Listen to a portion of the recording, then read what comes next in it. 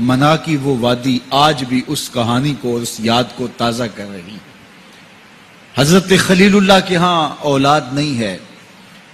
حضرت سارہ کے بعد حضرت ہاجرہ سلام اللہ علیہا سے نکاح فرمایا، اور اللہ تعالیٰ نے حضرت ہاجرہ کے بطن سے ایک پیارا بیٹا عطا کیا جس کا نام اسماعیل رکھا۔ لیکن آزمائش یہ آئی، حکم یہ ہوا کہ میرے خلیل اگر مجھ سے محبت کرتے ہو تو اپنے اس بیٹے کو اور اپنی اہلیہ کو وادی غیر ذی زرع میں چھوڑ آؤ، اور اللہ کے حکم کی تعمیل کرتے ہوئے اپنی زوجہ کو اور اپنے نونہال بیٹے کو وہاں چھوڑ آئے۔ پھر 13 سال کی عمر کو جب حضرت اسماعیل پہنچے تو حضرت خلیل اللہ ملنے گئے۔ ایک خواب دیکھا۔ خواب میں کیا منظر تھا کہ میں اپنے بیٹے کو ذبح کر رہا ہوں۔ اللہ اکبر! یہ کوئی آسان کام نہیں تھا، لیکن نبی کا خواب بمنزلہ وحی ہوتا ہے۔ ہمارے خواب شیطانی وسوسے بھی ہوتے ہیں، الجھے ہوئے خیالات کا عکس ادغاث احلام بھی ہوتے ہیں، اور ہمارے کچھ خواب اچھے بھی ہوتے ہیں۔ نبوت کا 46واں حصہ بھی خوابوں کو کہا گیا ہے، اچھے خوابوں کو۔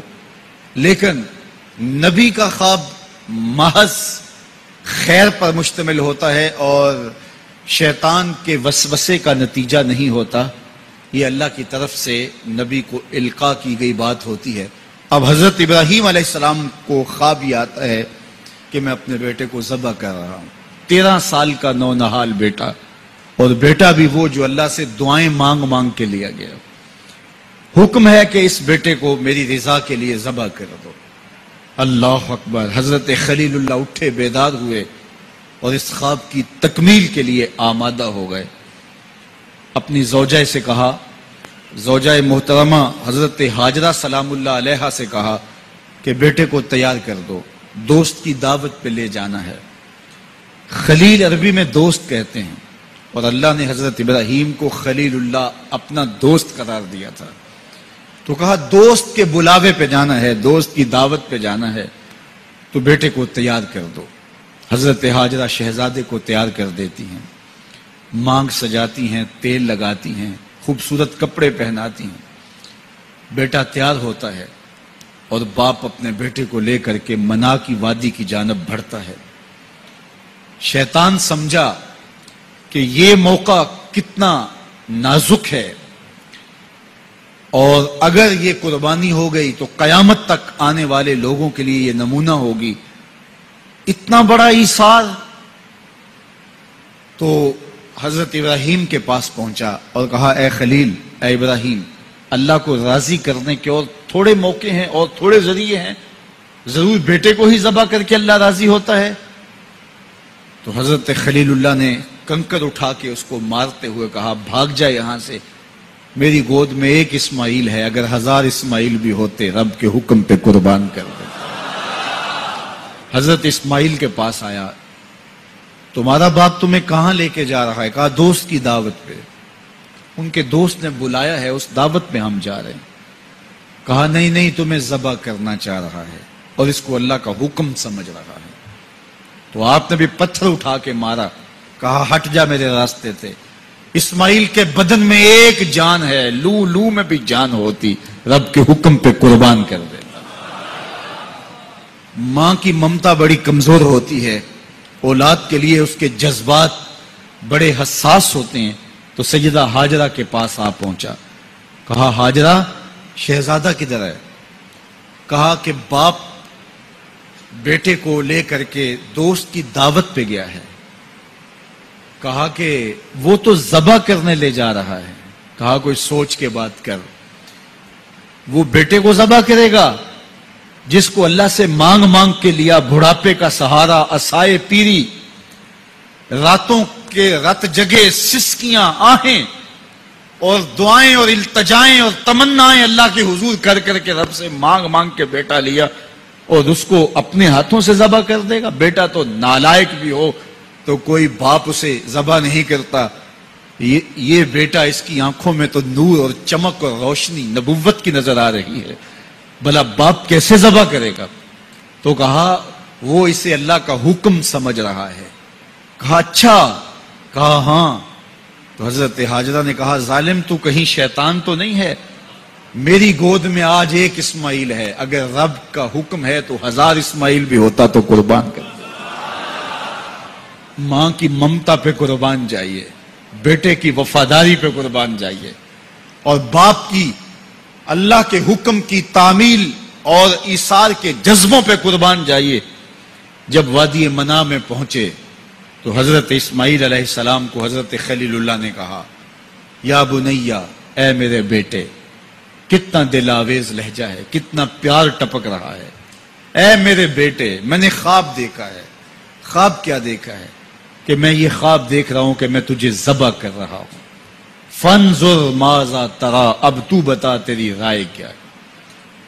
باپ بیٹے سے کہے کہ میں تمہیں ذبح کر رہا ہوں تو بیٹے کا انداز کیا ہوگا؟ آج تو باپ کسی بیٹے کو زیادہ محبت سے نواز دے تو دوسرے بیٹے شکایت کو نہ ہو جاتے ہیں کہ ہمارا باپ ظالم ہو گیا ہے. کسی وجہ سے کسی کو ترجیح دے دے، اپنے مال میں سے کسی کو کچھ زیادہ دے دے، اور وہ اس کا اختیاری مال ہو، لیکن اس کے باوجود بھی وہ اپنے چچاؤں کو، عزیزوں کو، رشتہ داروں کو کہتے ہیں جناب ہمارا باپ منصف نہیں رہا، ہمارا باپ زیادتی کر رہا ہے. یار یہاں باپ بیٹے کو کہہ رہا ہے کہ بیٹا میں تجھے ذبح کر رہا ہوں. بیٹے کے تیور نہیں بدلتے. یہ فیضان نظر تھا یا کہ مکتب کی کرامت تھی؟ سکھائے کس نے اسماعیل کو آداب فرزند؟ باپ نے کہا بیٹا میں تجھے ذبح کر رہا ہوں. بیٹے کا دل آویز جواب سنیے.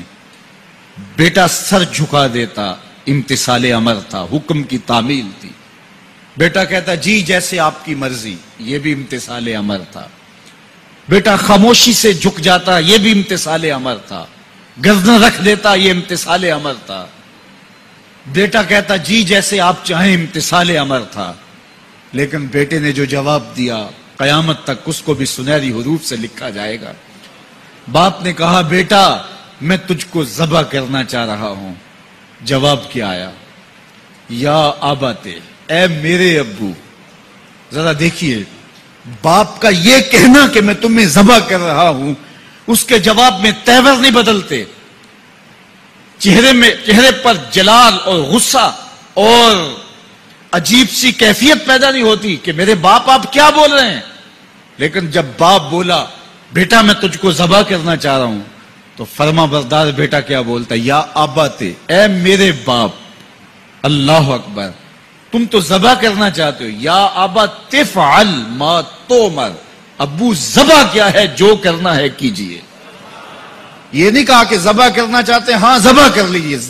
ذبح کا جواب ذبح سے دینا یہ مکمل فرما برداری تھی. باپ کہتا یا آبا، یا بنیا، اے میرے بیٹے میں نے خواب دیکھا ہے میں تجھے ذبح کر رہا ہوں. تو بیٹا کہتا ہاں مجھے ذبح کر لیجئے. یا آبا تذبح، ہاں مجھے ذبح کر لیجئے. لیکن بیٹا یہ نہیں کہتا کہ ذبح کر لیجئے. ذبح کا جواب ذبح میں نہیں کہا، بلکہ جواب 2 قدم آگے بڑھ کے دیا. یا آبا تفعل ما تؤمر، ماں میں عموم ہے، ابو ذبح کیا، جو بھی کرنا ہے کیجئے. رہی بات میری، گردن پہ چھری چلے گی، بدن تو تڑپے گا، لیکن ستاجدونی انشاءاللہ من الصابرین. میرے رب نے چاہا تو صبر کر کے دکھاؤں گا. اگر رب کے حکم کی تعمیل میں نونہال بیٹے کی گردن پہ چھری رکھنے کا عزم اور ایثار کی یہ کہانی آپ رقم کرنے جا رہے ہیں تو آپ میرا منظر بھی دیکھیں گے کہ میں تڑپوں گا بھی نہیں. یا ابا تفعل ما تؤمر ستجدنی انشاءاللہ من الصابرین. آپ دیکھیں گے میں صبر کر کے دکھاؤں گا. فلما اسلم وتلہ للجبین، قرآن بتاتا ہے جب دونوں راضی ہو گئے. کس بات پہ راضی ہو گئے؟ فلاں نمبر کی گاڑی خرید لیں، فلاں بنگلہ خرید لیں، فلاں فیکٹری خرید لیں. باپ اور بیٹے نے یہ طے کیا نہیں، باپ ذبح کرنے پہ راضی ہو گیا اور بیٹا ذبح ہونے پہ راضی ہو گیا. فلما اسلم، ایک تو ہمارا اسلام ہے، یہاں دیکھو ان کا اسلام. الاسلام گردن نہادن، اسلام کا معنی یہ ہے گردن رکھ دینا. اپنی مرضی چھوڑ دینا. فلما اسلما، جب دونوں نے گردنیں رکھ دی، دونوں نے اس جو ہے وہ یہ طے کر لیا، باپ نے ذبح کرنے کا طے کر لیا، بیٹا نے ذبح ہونے کا طے کر لیا. وَتَلَّهُ لِلْجَبِينِ، اور باپ نے بیٹے کو پیشانی کے بل لٹایا. اس پر دو قول ہیں. تَلَّهُ لِلْجَبِينِ، پیشانی کے بل یوں لٹایا کہ الٹا لٹایا تاکہ پیچھے سے ذبح کریں، بیٹے کا من موہنا چہرہ سامنے نہ ہو، ذبح کرنے میں رکاوٹ نہ بن جائے. کوئی بیٹا معمولی تو نہیں، اس کی پیشانی میں نبوت کے اجالے چمک رہے. تو بیٹے کو لٹا دیا اور الٹا لٹایا. تَلَّهُ لِلْجَبِينِ، پیشانی کے بل لٹایا. لیکن مفسرین کی ایک جماعت نے کہا نہیں، الٹا نہیں لٹایا. تو تَلَّهُ لِلْجَبِينِ کا معنی کیا ہوا؟ جس طرح ہم آپ جانور کو ذبح کرتے ہیں تو اس کی گردن کو خم دے کے پیچھے زمین پہ لگا دیتے ہیں تاکہ اس کی رگیں تن جائیں اور گردن کھل جائے اور چھری پھیرنے میں آسانی ہو اور جلدی سے جو ہے وہ رگیں کٹ جائیں. کہا کہ بیٹے کی ریشم جیسی نازک گردن کو موڑ کے پتھر پر پیشانی کو لگایا. اللہ اکبر.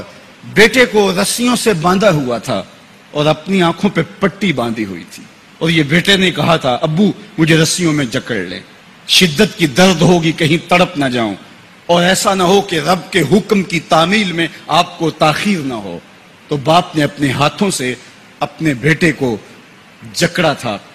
لیکن جو ہی چھری پکڑ کے باپ بیٹے کو ذبح کرنے لگا، بیٹے نے آواز دی ابا جان رک جائیے. کیوں بیٹا، پروگرام تبدیل ہو گیا؟ کہا نہیں، یہ میری رسیاں اتار دیجئے. بیٹا کیوں اتاروں، خود تو کہا تھا مجھے رسیوں سے جکڑ لو. ابا جان میری رسیاں اتار دیجئے. کہیں کل کا مورخ یہ نہ لکھے باپ ذبح کرنا چاہتا تھا، بیٹا ہونا نہیں چاہتا تھا. باپ نے باندھ کے کیا. کھول دیجئے رسیاں، نہیں تڑپوں گا. اللہ اکبر. رسیاں کھول دی جاتی ہیں. کائنات نے ایسا منظر کبھی دیکھا نہیں تھا، چشم فلک نے ایسا نظارہ کبھی کیا نہیں تھا. منا کی وادی ہے، فولاد جیسے پگھلے ہوئے پہاڑ ہیں، آسمان سے فرشتے بھی جھک جھک کے حورے غلمان اور رضوان جنت بھی دیکھ رہے ہیں. مالک قیامت آنے والی ہے. کہا فرشتوں تم نے کہا تھا انسان کو خلیفہ بنایا جا رہا ہے، یہ تو لڑائی کریں گے، سجدے تو ہم کریں گے، ذرا میرے بندے کی اس انوکھی ادا کو بھی تو دیکھو. لاؤ سارے سجدے، اپنے قیام لاؤ، اپنے رکوع اور اپنے سجود لاؤ، اور میرے بندے کے اس جذبہ ایثار کے مقابلے میں رکھو. اللہ اکبر. حضرت خلیل اپنے نونہال بیٹے کو فلما اسلما وتلہ للجبین، قرآن نے منظر نگاری کی ہے کہ جب باپ بیٹا راضی ہو گئے، باپ ذبح کرنے پہ راضی ہو گیا. منا کی وادی ہے، کوئی تیسرا شخص نہیں ہے، پگھلے ہوئے پہاڑ ہیں، آسمان کا منظر ہے، ہاتھوں میں چھری پکڑی ہے، زمین تھرانے لگی، عرش کانپنے لگا، وادی پہ راشا تاری ہے. سورج سے یہ منظر نہیں دیکھا جا رہا، کارکنان قضاء و قدر کی چیخیں نکل رہی ہیں. مالک یہ کیا ہونے جا رہا ہے؟ کہا ذرا میرے بندے کی ادا تو دیکھو. پھر ہاتھوں میں چھری پکڑ کے، آنکھوں پہ پٹی بندھی ہے اور نونہال لیٹا ہے، اور پیشانی موڑ کر کے، گردن موڑ کر کے پیشانی زمین پہ لگائی، اور تنی ہوئی رگوں پر حضرت خلیل اللہ نے جب چھری پکڑ کے چھری کو پوری ہمت کے ساتھ بیٹے کو ذبح کرنے کے لیے جنبش دی. چھری تو جنبش کرتی ہے لیکن ایک بال بھی نہیں کٹتا. چھری کو زمین پہ مارا، زمین میں دھنس جاتی ہے. لما تقطعی یا سکین، چھری کاٹتی کیوں نہیں؟ تیرا کام تو کاٹنا تھا. آواز آئی الخلیل یامرنی والجلیل ینہانی. خلیل کاٹنے کا کہتا ہے، رب جلیل کہتا ہے خبردار ایک بال بھی کاٹا تھا. کہا چھری تیرا کام تو کاٹنا تھا. حضرت آگ کا کام بھی تو جلانا تھا. جس نے آگ کو جلانے سے روکا تھا آج اسی کا حکم میرے نام بھی ہے کہ ایک بال بھی نہیں کاٹنا. اس سے راستہ اختیار کیا جا سکتا تھا نکلنے کا. میں نے تو چھری چلائی، اب کیا کروں؟ چھری نے کام نہیں کیا. شکر ہوا بیٹا بچ گیا، لیکن نہیں. خلیل سمجھے شاید کوئی دل میں نرمی پیدا ہوئی تو رب نے چھری کو روک دیا. چھری کو پھر پتھر پہ رگڑا، تیز کیا، اور چھری کی نوک کو نازک گلے پہ رکھ کے پورا وزن ڈال دیا. گلا کٹ گیا، خون بہنے لگا. حضرت خلیل خوش ہو گئے. کتنا مشکل کام تھا بیٹے کو ذبح کرنا، میں کر دیا. جلدی سے آنکھوں سے پٹی کھولی تو کہا، دیکھا کیا کہ منظر بدلا ہوا تھا. بیٹا سمجھ کے جسے ذبح کیا تھا وہ بیٹا نہیں تھا، وہ دمبا تھا. اور حضرت اسماعیل پاس کھڑے مسکرا رہے تھے. بے ساختہ زبان سے نکلا اللہ اکبر. تو حضرت اسماعیل بولے لا الہ الا اللہ واللہ اکبر. پاس کھڑے جبریل جو دمبا لے کے آئے تھے بولے اللہ اکبر وللہ الحمد. ادھر سے آواز آئی وَنَادَيْنَاهُ أَن يَا إِبْرَاهِيمُ قَدْ صَدَّقْتَ الرُّؤْيَا إِنَّا كَذَلِكَ نَجْزِي الْمُحْسِنِينَ. ادھر سے آواز آئی جس سے پہاڑ کی وادی گونجنے لگی اے ابراہیم تو نے واقعی خواب پورا کر دکھایا. وَنَادَيْنَاهُ. سب مترجمین نے اس کا ترجمہ یہ کیا ہے واو حالیہ ہے, یہ طلباء جانتے ہیں. اس حال میں ہم نے ندا دی. حال کیا تھا کہ دمبا ذبح پڑا ہوا تھا, حضرت اسماعیل مسکرا رہے تھے, جبریل پاس کھڑے تھے. جبریل کا پاس کھڑا ہونا اس بات کی دلیل تھی کہ یہ دمبا وہ لے کے آئے ہیں, اور ان کا مسکرانا یہ ساری کہانی بتا رہا تھا. تو حضرت ابراہیم علیہ السلام نے جب یہ منظر دیکھا تو یقین تو ہو گیا کہ یہ رب کی طرف سے انتظام ہے, جبریل لے کے دمبا کھڑے ہیں. تو یہ یقین تو تھا, لیکن مزید تیقن پیدا کرنے کے لیے اللہ کی وحی اترنے لگی اور حضرت خلیل کا دل باغ باغ ہو گیا. وَنَادَيْنَاهُ. اس حال میں جب دمبا ذبح پڑا تھا, اسماعیل خوشکن مسکرا رہے تھے, خوبصورت ہنسی ہنس رہے تھے, مسکرا رہے تھے, اور حضرت جبریل بھی مسکرا رہے تھے. تو اس حال میں ہم نے ندا دی ابراہیم تو نے واقعی خواب پورا کر دکھایا. سب نے یہ ترجمہ کیا اس حال میں ہم نے ندا دی, کیونکہ واو حالیہ ہے. لیکن ٹھنڈ نہیں پڑتی تھی. ٹھنڈ تب پڑی جب کنز الایمان کھولا. تو میرے امام نے اس کا جو ترجمہ کیا آپ اشش کر اٹھیں گے. سب نے کہا اس حال میں ہم ندا دی کہ اے ابراہیم تو نے واقعی خواب پورا کر دکھایا. لیکن اعلی حضرت جنہوں نے قرآن کا ترجمہ ہی نہیں کیا, قرآن کی ترجمانی بھی کی ہے, انہوں نے اس کا ترجمہ کیا وَنَادَيْنَاهُ أَن يَا إِبْرَاهِيمُ. اے مخاطب اس موقع کا حال نہ پوچھ جب ہم نے ندا دی. پھر کیا عالم ہوا کہ جب ہم نے آواز دی, یقین تو پہلے ہی پیدا ہو چکا تھا, لیکن جب وادی وحی کے اجالوں سے چمکنے لگی اور ہر سمت وحی کا نور پھیل گیا, پھر کیا حال ہوا حضرت خلیل کا. اے مخاطب پھر اس موقع کا حال نہ پوچھ جب ہم نے ندا دی اے ابراہیم تو نے واقعی خواب پورا کر دکھایا. انا کذالک نجزی المحسنین. ہم نیکوکاروں کو یوں ہی جزا دیتے ہیں. ہم آپ کا بیٹا تو نہیں لینا تھا, بس ابراہیم تیرا امتحان پورا ہو گیا, تو نے امتحان میں 100 نمبر لے لیے, سرخرو ہو گیا, کامیاب ہو گیا. یہ تماشائے لبے بام تو نہیں تھا, یہ کوئی آسان کام تو نہیں تھا. اللہ اکبر. فرمایا ہم نے اس کو پچھلوں کے لیے سنت کے طور پہ باقی رکھا. سلام علی ابراہیم. ابراہیم تیرے اوپر سلام. آج اسی منسک پہ, اسی قربان گاہ پہ 40 لاکھ حجاج کرام قربانیاں پیش کرتے ہیں. کوئی 2 قربانیاں, کوئی 5 قربانیاں, بعض 100 اونٹ پیش کر رہے ہوتے ہیں. اللہ اکبر. صدیاں گزر گئیں. یہ تو صرف منا کی قربان گاہ ہے. پوری دنیا پہ پھیلے ہوئے مسلمان اس دن جانور ذبح کر رہے ہوتے ہیں. عید کے دن قریب آتے ہیں تو میں گزرتا ہوں سڑکوں, بازاروں اور گلیوں سے, ہر سمت لوگ موٹے تازے جانور لیے گھوم رہے ہوتے ہیں, اور سڑکوں کے اوپر جانوروں کے جو ہیں وہ ٹھٹ کے ٹھٹ لگے ہوئے ہوتے ہیں. تو میری زبان سے بے ساختہ یہی جملے نکلتے ہیں, سلام علی